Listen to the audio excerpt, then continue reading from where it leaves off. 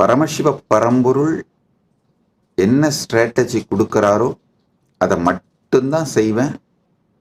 அதுதான் என்னுடைய பலம். நீங்கள் அதை பலவீனம்னு நினச்சா நினச்சிக்கலாம். உண்மையில் நான் அதை பலவீனம்னு நினைக்கல. பலவீனம்ன்ற வார்த்தையை யூஸ் பண்ணனே தவிர அது ஒரு காரணத்தோட யூஸ் பண்ணேன்.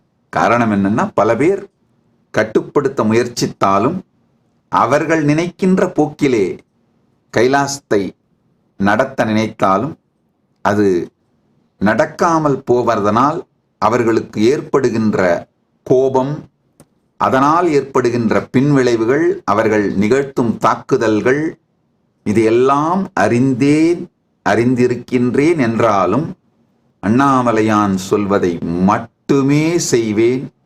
அப்படித்தான் வாழறேன், அப்படித்தான் வாழ்ந்துட்டு இருக்கேன். இதுக்கு மேலேயும் அப்படித்தான் வாழ்வேன்.